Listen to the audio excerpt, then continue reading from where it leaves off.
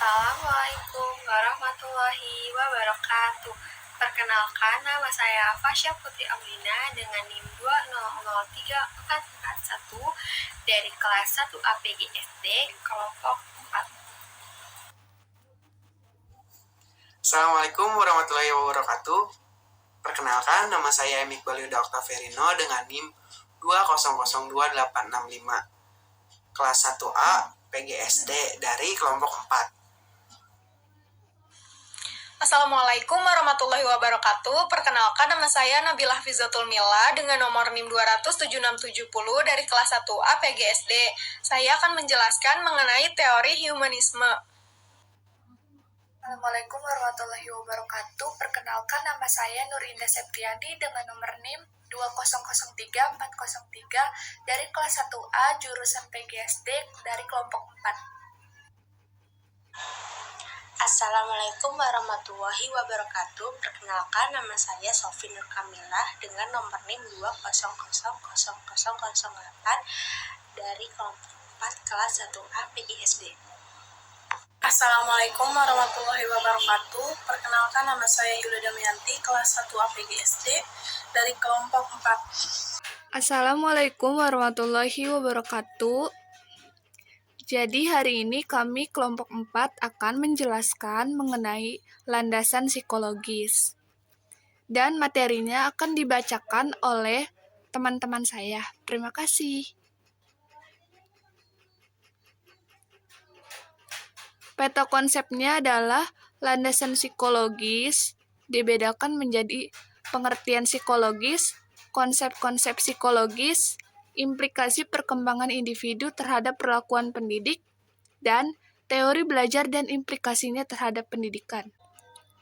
Selanjutnya adalah materi tentang pengertian psikologis yang akan dibacakan oleh teman saya, Saudari Sofi Nur Kamilah.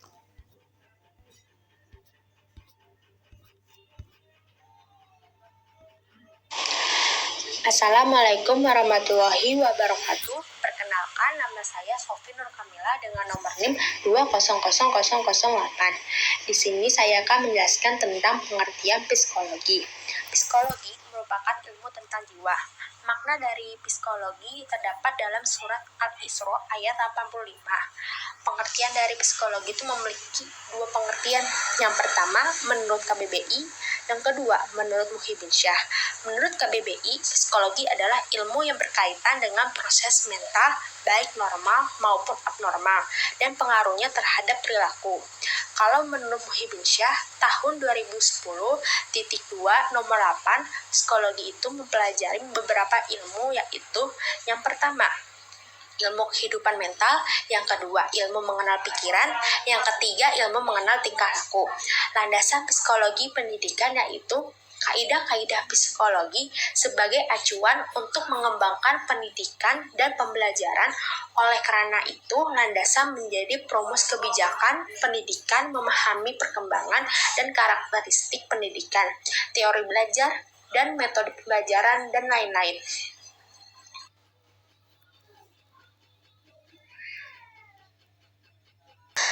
Selanjutnya, saya akan menjelaskan lagi tentang konsep psikologi.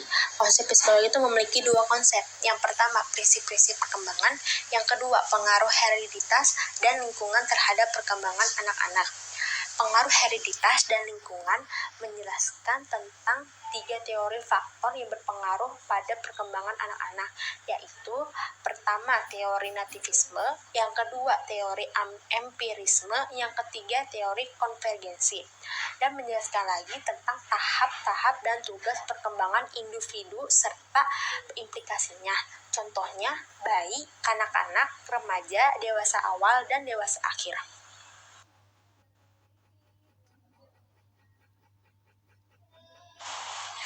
Selanjutnya, saya akan menjelaskan tentang prinsip-prinsip perkembangan. Perkembangan memiliki dua arti. Yang pertama, menurut Woolfolk tahun 1993, nomor 26. Perkembangan adalah perubahan yang terjadi pada manusia atau binatang mulai dari saat pembuahan sampai mati. Yang kedua, pengertian perkembangan adalah perubahan yang terjadi secara teratur, berlangsungan dalam waktu yang lama, serta mengarah pada hal yang lebih baik, teratur, efektif, dan kompleks. Selanjutnya, ada beberapa hal penyebab perubahan dalam perkembangan individu. Yang pertama, kematangan. Kematangan merupakan hasil proses pertumbuhan manusia dan perkembangan secara terlaksana, sehingga mencapai tingkat yang lebih wajar dalam tingkah laku. Yang kedua, belajar. Belajar merupakan proses penyatuan antara kognitif dan emosional untuk memperoleh pengalaman keterampilan diri sendiri.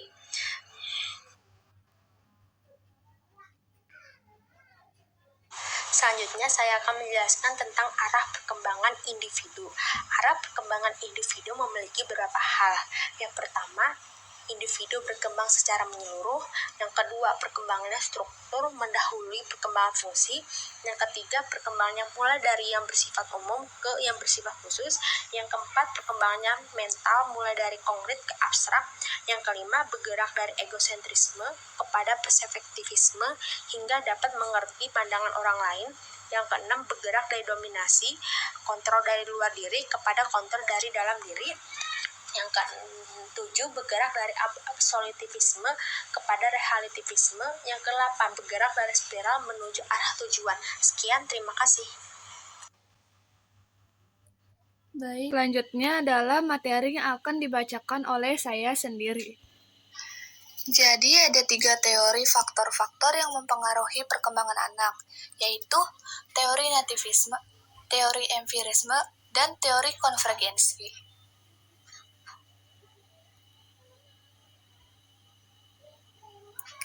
Yang pertama adalah teori nativisme, yang ditemukan oleh tokoh Arthur Schopenhauer dan Arnold Gesell, yaitu kemampuan yang dimiliki oleh seorang anak merupakan bakat yang diturunkan oleh orang tuanya. Untuk mencapai perkembangan yang optimal, anak tidak membutuhkan bimbingan dan bantuan dari orang dewasa lain. Yang kedua adalah teori empirisme, yang ditemukan oleh tokoh John Locke dan G.B. Watson, yaitu bimbingan dan bantuan orang dewasa atau pendidik memegang peranan penting dalam membantu perkembangan anak. Dalam teori empirisme memiliki 4 prinsip, yaitu asosiasi, pengulangan, peniruan, dan ganjaran dan hukuman. Selanjutnya ada 4 prinsip teori empirisme yang semuanya dijelaskan. 4 prinsip teori empirisme. Yang pertama, asosiasi. Asosiasi yaitu seseorang akan memikirkan atau merasakan sesuatu dalam kaitannya dengan pengalaman yang telah dialaminya. Yang kedua adalah pengulangan. Guru hendaknya memberikan latihan yang cukup dengan pengulangan untuk membentuk suatu kemampuan siswa. Yang ketiga adalah peniruan. Belajar terjadi melalui peniruan sehingga orang tua dan guru dituntut untuk menjadi teladan yang baik. Yang terakhir, ganjaran dan hukuman. Ganjaran terbaik adalah pujian, sedangkan hukuman terbaik adalah tidak menyetujui. Teori selanjutnya adalah teori konvergensi, yang ditemukan oleh tokoh William Stern dan R.G. Havikers. Perkembangan anak ditentukan oleh interaksi faktor turunan dan faktor lingkungan. Implikasi dalam pendidikannya adalah memungkinkan pendidik untuk dapat membantu perkembangan individu sesuai dengan apa yang diharapkan. Tetapi pelaksanaannya harus tetap memperhatikan faktor hereditas peserta didik. Selanjutnya, materi akan dibacakan oleh Saudara Muhammad Iqbal. Masa dewasa. Menurut Elizabeth Harlock, orang dewasa adalah seseorang yang telah menyelesaikan pertumbuhannya dan siap menerima kedudukannya di dalam masyarakat bersama dengan orang dewasa lainnya. Ia pun mengelompokkan perkembangan pada masa dewasa ke dalam 3 kelompok.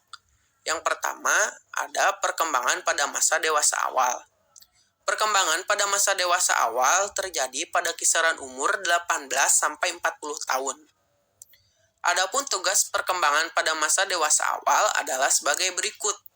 Memilih jodoh atau pasangan hidup, belajar hidup bersama dengan pasangan hidup, memulai suatu keluarga, mengasuh anak, menyelenggarakan atau mengelola rumah tangga, dan lain sebagainya.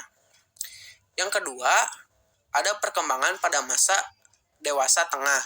Perkembangan pada masa dewasa tengah terjadi pada kisaran umur 40 sampai 65 tahun. Adapun tugas perkembangan pada masa dewasa tengah adalah sebagai berikut.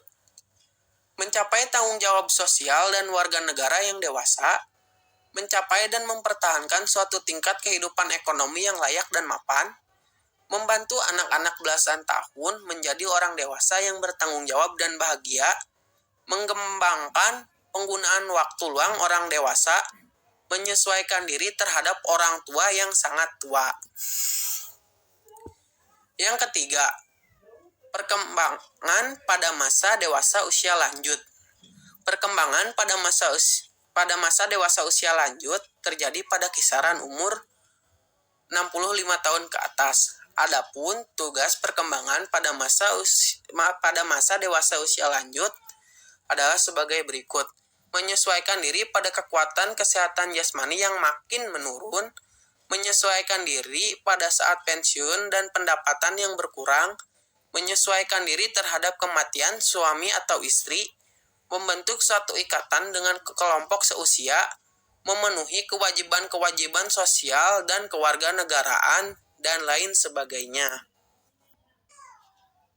3 aliran dalam teori belajar.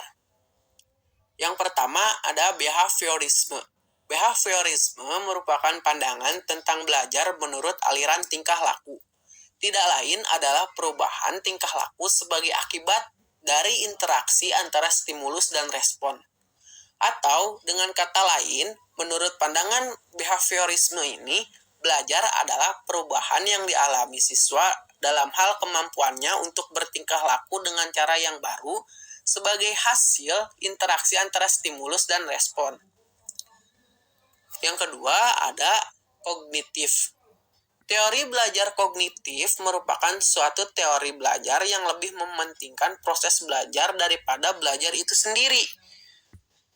Bagi penganut aliran ini, belajar tidak hanya sekedar melibatkan hubungan antara stimulus dan respon. Namun lebih dari itu, belajar melibatkan proses berpikir yang sangat kompleks. Menurut teori ini, ilmu pengetahuan dibangun di dalam diri sendiri seorang individu melalui proses interaksi yang berkesinambungan dengan lingkungan. Proses ini tidak dapat berjalan terpatah-patah, terpisah-pisah, tetapi melalui proses yang mengalir, bersambung-sambung, dan menyeluruh. Yang ketiga ada humanisme. Bagi penganut teori ini, proses belajar harus berhulu dan bermuara pada manusia itu sendiri. Meskipun teori ini sangat menekankan pentingnya isi dalam tanda petik dari proses belajar. Dalam keyakinan teori ini lebih banyak berbicara tentang pendidikan dan proses belajar dalam bentuk yang paling ideal. Dengan kata lain, teori ini lebih tertarik pada ide belajar dalam bentuknya yang paling ideal dari belajar seperti apa adanya, seperti yang biasa kita amati dalam dunia keseharian. Asumsi dan implikasi dari teori belajar behaviorisme. Teori belajar behaviorisme didasarkan pada beberapa asumsi, antara lain sebagai berikut. 1. Hasil belajar adalah berupa perubahan tingkah laku yang dapat diobservasi. Yang kedua, tingkah laku dan perubahan tingkah laku sebagai hasil belajar dimodifikasi oleh kondisi-kondisi lingkungan. Yang ketiga, komponen teori behavioral adalah stimulus, respon, dan konsekuensi. Yang keempat, faktor penentu yang penting sebagai kondisi lingkungan dalam belajar adalah reinforcement. Adapun implikasi konsep-konsep teori belajar behaviorisme terhadap pendidikan adalah sebagaimana yang dirangkumkan oleh Yalon dan Weinstein pada tahun 1977, antara lain sebagai berikut. Yang pertama ada individualisasi. Individualisasi merupakan perlakuan individual didasarkan kepada tugas, ganjaran, dan disiplin. Yang kedua ada motivasi. Motivasi merupakan motivasi belajar yang bersifat ekstrinsik melalui pembebasan secara terus-menerus atau melalui reinforcement. Yang ketiga ada metodologi. Metodologi merupakan metode belajar yang dijabarkan secara rinci untuk mengembangkan keterampilan dan pengetahuan tertentu dan menggunakan teknologi. Yang keempat ada tujuan kurikuler. Tujuan kurikuler berpusat pada pengetahuan dan keterampilan akademis serta tingkah laku sosial. Yang kelima ada bentuk pengelolaan teks. Bentuk pengelolaan teks merupakan pengelolaan kelas yang berpusat pada guru. Hubungan-hubungan sosial hanya merupakan cara untuk mencapai tujuan, bukan tujuan yang hendak dicapai. Yang keenam ada usaha mengefektifkan mengajar. Usaha mengefektifkan mengajar yaitu dengan cara menyusun program secara rinci dan bertingkat serta mengutamakan penguasaan bahan atau keterampilan. Yang kedelapan ada partisipasi. Partisipasi ini berasal dari peserta didik yang bisa saja pasif. Yang kesembilan ada kegiatan belajar peserta didik. Kegiatan belajar peserta didik ini merupakan pemahiran keterampilan melalui pembiasaan setahap demi setahap secara rinci. Yang terakhir, tujuan umum. Tujuan umum dari teori belajar behaviorisme ini adalah kemampuan untuk mengerjakan suatu kompetensi. Asumsi dan implikasi dari teori belajar kognitif. Teori belajar kognitif didasarkan pada beberapa asumsi, antara lain sebagai berikut. 1. Individu mempunyai kemampuan memproses informasi. Yang kedua, kemampuan memproses informasi tergantung kepada faktor kognitif yang perkembangannya berlangsung secara bertahap sejalan dengan tahapan usianya. Yang ketiga, belajar adalah proses internal yang kompleks berupa pemprosesan informasi. Keempat, hasil belajar adalah berupa perubahan struktur kognitif. Kelima, cara belajar pada anak-anak dan orang dewasa berbeda sesuai dengan tahap perkembangannya. Adapun implikasi dari teori belajar kognitif ini seperti yang dirangkumkan oleh Yalon dan Weinstein pada tahun 1977. Implikasi yang dimaksud adalah sebagai berikut. Yang pertama, individualisasi. Individualisasi merupakan perlakuan individu didasarkan pada tingkat perkembangan kognitif peserta didik. Yang kedua, motivasi. Motivasi di sini bersifat intrinsik yang timbul berdasarkan pengetahuan yang telah dikuasai oleh peserta didik. Yang ketiga ada metodologi. Metodologi di sini menggunakan kurikulum dan metode-metode yang berfungsi mengembangkan keterampilan dasar berpikir. Yang keempat ada tujuan kurikuler. Tujuan kurikuler di sini difokuskan untuk mengembangkan keseluruhan kemampuan sensori motori, bahasa, dan kognitif. Adapun interaksi sosial merupakan cara atau alat untuk mengembangkan inteligensi. Yang kelima, bentuk pengelolaan kelas. Bentuk pengelolaan kelas di sini berpusat pada peserta didik. Guru hendaknya berperan untuk membimbing siswa dalam belajar, bereksplorasi, dan discovery. Yang keenam ada usaha untuk mengefektifkan mengajar. Usaha untuk mengefektifkan mengajar di sini adalah dengan cara mengutamakan program-program pendidikan berupa pengetahuan-pengetahuan yang terpadu. Adapun konsep-konsep dan keterampilan harus disusun secara hierarkis. Yang ketujuh, partisipasi dari peserta didik. Partisipasi dari peserta didik di sini harus dituntut berpartisipasi aktif untuk mengembangkan kognitif. Peserta didik belajar dengan bekerja. Yang kedelapan, kegiatan belajar peserta didik. Kegiatan belajar peserta didik di sini mengutamakan belajar melalui tilikan dan pemahaman. Yang kesembilan, yang terakhir merupakan tujuan umum dari teori belajar kognitif ini. Tujuannya adalah mengembangkan kemampuan atau fungsi-fungsi kognitif secara optimal dan kemampuan menggunakan kecerdasan secara bijaksana.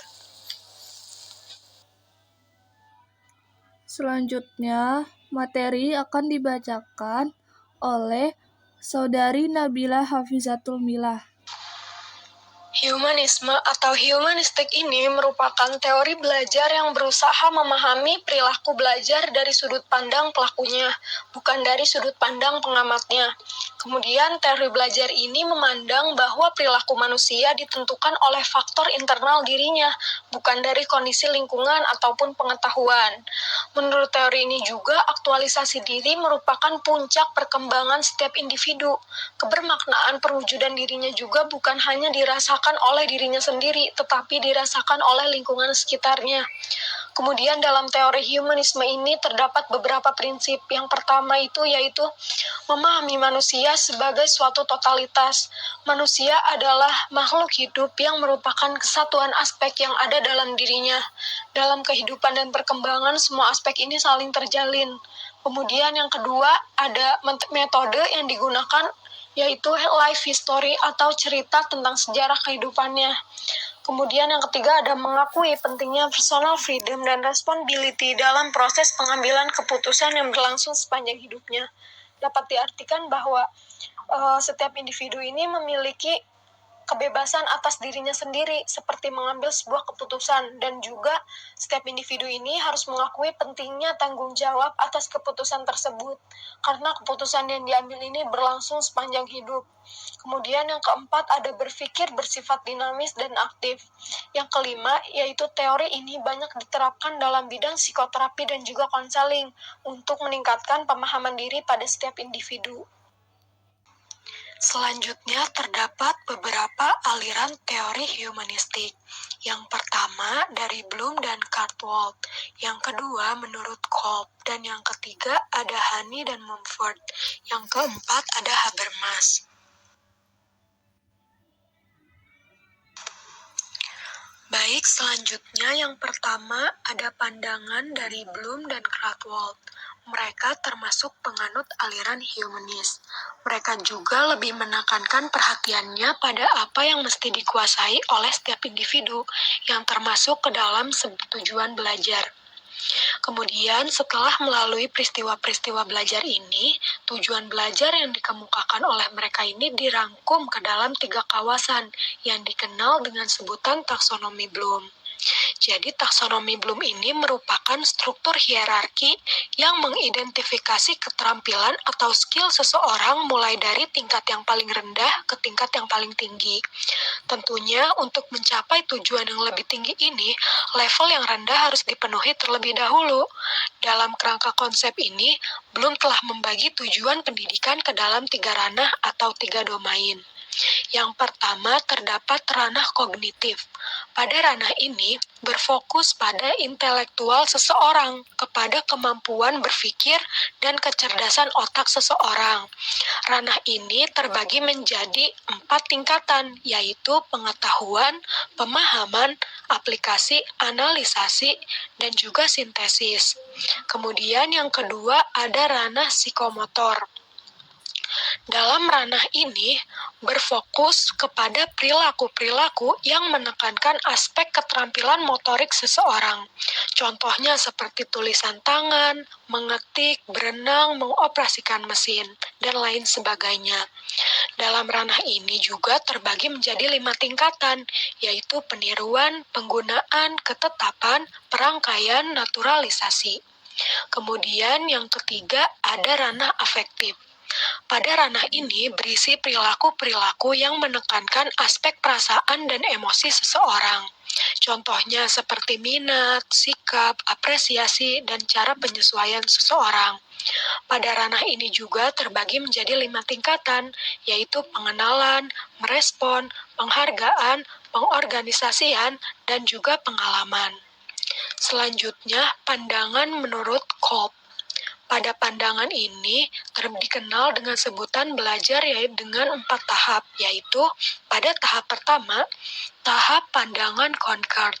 Pada tahap ini, seseorang mampu atau dapat mengalami suatu peristiwa atau suatu kejadian sebagaimana adanya namun belum memiliki kesadaran tentang hakikat dari peristiwa tersebut.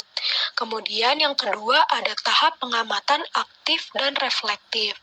Pada tahap ini, seseorang semakin lama akan semakin mampu melakukan observasi secara aktif terhadap peristiwa yang dialaminya dan lebih berkembang. Kemudian yang ketiga ada tahap konseptualisasi. Pada tahap ini, seseorang mulai berupaya untuk membuat abstraksi, mengembangkan suatu teori, konsep, atau hukum dan prosedur tentang suatu yang menjadi objek perhatiannya dan cara berpikirnya menggunakan induktif. Kemudian yang keempat ada tahap eksperimentasi aktif. Pada tahap ini, seseorang sudah mampu mengaplikasikan konsep-konsep, teori-teori, ataupun aturan-aturan ke dalam situasi nyata, dan cara berpikirnya menggunakan deduktif. Baik, yang ketiga, menurut Hani dan Mumford. Nah, menurut mereka ini terdapat 4 tipe peserta didik. Yang pertama ini ada tipe aktivis, di mana mereka ini suka melibatkan dalam hal-hal yang baru, berpikir secara terbuka dan juga mudah diajak berdialog. Pada kelompok aktivis ini, mereka senang melibatkan diri dan berpartisipasi aktif dalam berbagai kegiatan dengan tujuan untuk memperoleh pengalaman-pengalaman baru. Kemudian yang kedua ada tipe reflektor. Di sini, individu sangat berhati-hati dalam mengambil langkah.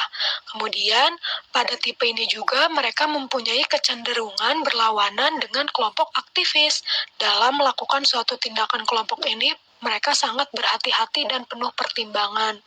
Kemudian yang ketiga ada tipe teoritis yang dimana individu ini sangat kritis.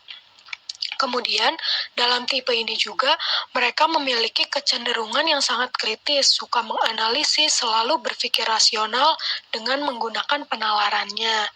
Yang keempat terdapat tipe pragmatis, di mana mereka menaruh perhatian pada aspek-aspek praktis dalam segala hal. Kemudian, pada tipe ini juga mereka memiliki sifat-sifat yang sangat praktis, seperti tidak suka berpanjang lebar dengan teori-teori, konsep-konsep, dalil-dalil, dan sebagainya. Kemudian ada menurut teori yang keempat yaitu Habermas. Habermas juga mengemukakan bahwa belajar ini dipengaruhi oleh interaksi dan Habermas juga mengemukakan 3 tipe belajar. Yang pertama ini belajar teknis, di mana peserta didik belajar berinteraksi dengan alam sekelilingnya. Kemudian yang kedua ada belajar praktis. Belajar praktis ini interaksi peserta didik dengan orang-orang sekitarnya. Kemudian yang ketiga ada belajar emansipatoris, di mana peserta didik berusaha mencapai pemahaman dan kesadarannya dari suatu lingkungan tersebut. Selanjutnya terdapat tokoh-tokoh humanisme. Yang pertama ini menurut Arthur Combs. Combs mengemukakan jika kita ingin mengubah perilaku seseorang, maka kita harus mengubah keyakinan atau pandangan orang tersebut. Seperti halnya dalam dunia pembelajaran. Belajar terjadi bila mempunyai arti bagi individu. Kemudian, guru tidak bisa memaksakan materi yang tidak disukai atau tidak relevan dengan kehidupan siswanya. Contohnya seperti anak yang tidak bisa matematika ataupun sejarah, bukan karena mereka bodoh, tetapi karena mereka merasa tidak mau dan terpaksa untuk mempelajarinya. Perilaku buruk tersebut sesungguhnya tidak lain dari ketidakmauan seseorang untuk melakukan sesuatu yang tidak akan memberikan kepuasan baginya. Sehingga guru tidak bisa memaksakan materi yang tidak disukai atau tidak relevan dengan kehidupan siswanya. Kemudian hal yang harus diupayakan yaitu guru harus memahami perilaku siswa dengan mencoba memahami dunianya, persepsi siswa tersebut, seperti mengadakan aktivitas-aktivitas lain. Barangkali murid-murid akan berubah sikap dan reaksinya. Sehingga apabila ingin merubah perilakunya, guru harus berusaha terlebih dahulu merubah keyakinan atau pandangan siswa tersebut. Kemudian yang kedua, menurut Abraham Maslow. Maslow ini mengatakan bahwa di dalam diri individu ada dua hal. Yang pertama, suatu usaha yang positif untuk berkembang. Kemudian yang kedua, kekuatan untuk melawan atau menolak perkembangan itu. Maslow juga mengemukakan bahwa individu ini berperilaku dalam upaya untuk memenuhi kebutuhan yang bersifat hierarki. Bila seseorang telah memenuhi kebutuhan pertama seperti kebutuhan psikologi, barulah ia menginginkan kebutuhan yang terletak di atasnya, seperti kebutuhan mendapatkan rasa aman dan seterusnya. Kemudian yang ketiga, menurut Rogers ini mengemukakan bahwa pendekatan pendidikan sebaiknya mencoba membuat belajar dan mengajar ini lebih manusiawi. Menurut Rogers, yang terpenting dalam proses pembelajaran yaitu pentingnya guru untuk memperhatikan prinsip pendidikan dan pembelajaran, yaitu seperti menjadikan manusia berarti memiliki kekuatan yang wajar untuk belajar. Kemudian siswa akan mempelajari hal-hal yang bermakna bagi dirinya. Selanjutnya, pengorganisasian bahan pengajaran ini berarti mengorganisasikan bahan dan ide baru. Kemudian selanjutnya ada belajar yang bermakna dalam masyarakat modern, berarti belajar tentang proses pembelajaran tersebut. Kemudian terdapat penerapan teori humanisme dalam pendidikan. Tujuan utama para pendidik yaitu membantu peserta didik untuk mengembangkan dirinya dan juga membantu setiap individu untuk mengenal diri mereka sendiri sebagai manusia yang unik dan juga membantu dalam mewujudkan potensi-potensi yang ada dalam diri mereka. Dalam penerapan teori humanisme ini, terdapat beberapa poin-poin. Yang pertama, ada peserta didik akan belajar dengan baik apa yang mereka mau dan juga apa yang mereka perlu ketahui. Kemudian yang kedua, ada mengetahui bagaimana cara belajar yang lebih penting daripada membutuhkan banyak pengetahuan. Yang ketiga, ada evaluasi diri adalah satu-satunya evaluasi yang berarti untuk pekerjaan peserta didik tersebut. Kemudian yang keempat, ada perasaan adalah sama penting dengan kenyataan. Yang kelima, ada peserta didik akan belajar dengan lebih baik dalam lingkungan yang tidak mengancam. Selanjutnya, materi akan dibacakan oleh Saudari Yulia Damayanti. Dipersilahkan. Implikasi teori humanistik dalam pembelajaran pengajaran ditunjukkan oleh adanya semangat dalam proses pembelajaran, guru sebagai fasilitator dan motivator, pendidik sebagai pelaku utama yang memaknai proses pengalaman belajarnya sendiri. Teori ini cocok untuk pembelajaran yang bersifat pembentukan kepribadian, hati nurani, perubahan sikap, dan analisis terhadap fenomena sosial. Indikator keberhasilannya yaitu pendidik merasa senang, bergairah, berinisiatif dalam belajar, dan terjadi perubahan pola pikir, perilaku, dan sikap atas kemauannya sendiri. Dengan tujuannya yaitu pendidik diharapkan menjadi manusia yang bebas, berani, tidak terikat oleh pendapat orang lain, dan mengatur kepribadian sendiri secara bertanggung jawab, tanpa mengurangi hak-hak orang lain atau melanggar aturan, norma, disiplin, atau etika yang berlaku. Kelebihan dan kekurangan teori humanistik. Kelebihan bersifat pembentukan kepribadian, hati nurani, perubahan sikap, analisis terhadap fenomena sosial. Pendidik merasa senang, berinisiatif dalam belajar, guru menerima pendidik apa adanya, memahami jalan pikiran pendidik. Kekurangan bersifat individual, proses pembelajaran tidak akan berhasil jika tidak ada motivasi dan lingkungan yang mendukung. Kepribadian. Yang pertama, suatu ciri atau karakter atau gaya atau sifat khas dari seseorang yang bersumber dari pembentukan yang diterima dan lingkungan. Yang kedua, ciri-ciri watak konsisten. Karakteristik kepribadian yang dimiliki oleh anak usia SD. Yang pertama, egosentris. Yang kedua, pembangkang ketika diperintah oleh guru atau orang tuanya karena menurutnya dia tidak harus melakukannya. Yang ketiga, menganggap dirinya selalu benar dalam hal apapun. Yang keempat, selalu mengeluarkan protes-protes. Yang kelima, selalu ingin tahu tentang hal-hal baru mereka temukan. Yang keenam, berkelompok ketika pikiran mereka matang. Selanjutnya, materi akan dibacakan oleh Saudari Fasya Putri. Assalamualaikum warahmatullahi wabarakatuh. Izinkan saya memperkenalkan diri. Nama saya Fasya Putri Audina dengan NIM 2003441.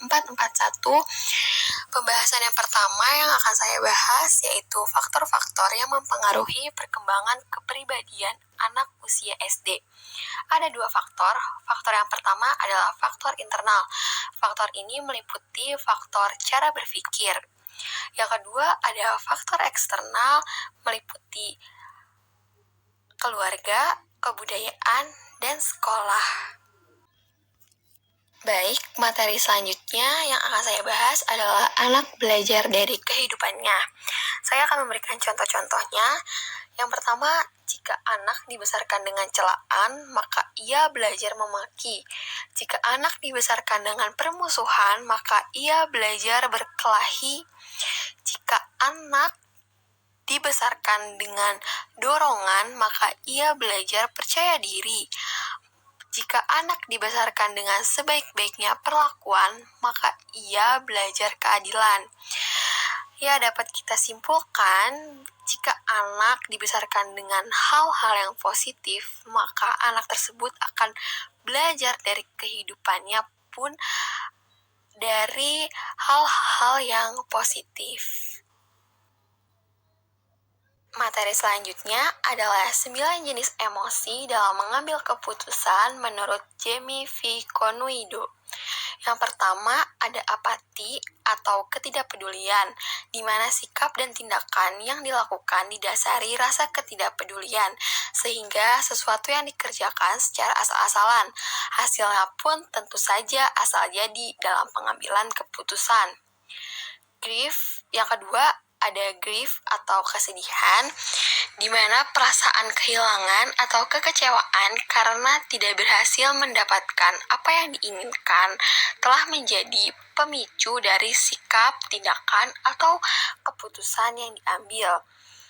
Yang ketiga ada fear atau ketakutan, di mana kekhawatiran yang berlebihan karena menghadapi sesuatu yang belum pernah dihadapi menjadi pemicu ketakutan. Dalam situasi seperti ini, maka seseorang tidak bisa berpikir dengan jernih dan bersikap tenang, sehingga lalai dalam mempertimbangkan semua kemungkinan yang ada.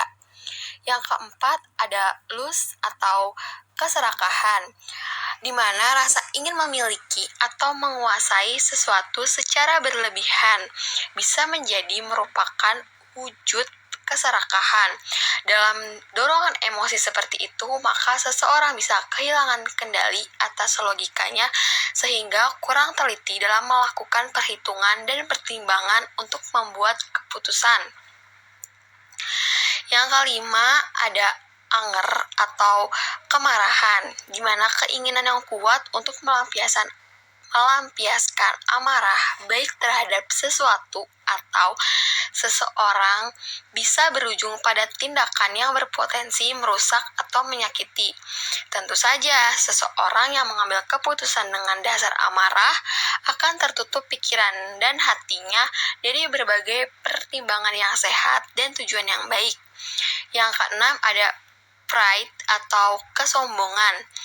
Dengan alasan harga diri dan keinginan membuktikan kemampuan yang dimilikinya, seseorang bisa terjebak dalam emosi kesombongan pada saat membuat keputusan. Dalam situasi ini, maka seseorang pengambil keputusan bisa jadi melakukan tindakan yang tidak efisien seperti penggunaan sumber daya secara berlebihan dan lain sebagainya. Yang ketujuh ada courageous atau keberanian. di mana keinginan yang kuat untuk mempertahankan atau menyelamatkan sesuatu bisa mendorong keberanian seseorang yang berujung pada kegigihan yang tiada bandingannya. Dasar keputusan yang dibuat adalah keberanian untuk menghadapi bahaya yang mengancam. Karena biasanya sang pengambil keputusan akan lebih hati-hati dalam memperhitungkan segala sesuatu sehingga keputusan yang dibuat berpotensi untuk menghasilkan sesuatu yang baik. Yang kedelapan, ada acceptance atau penerima. Sikap yang siap menerima segala kemungkinan yang terjadi biasanya muncul setelah usaha terbaik dilakukan. Yang kesembilan, ada peace atau kedamaian, di mana keinginan untuk menciptakan atau mencapai kedamaian merupakan emosi yang sangat baik karena biasanya emosi yang satu ini tidak mengandung kepentingan pribadi tetapi lebih mengutamakan kepentingan orang lain. Sekian dari saya. Wassalamualaikum warahmatullahi wabarakatuh.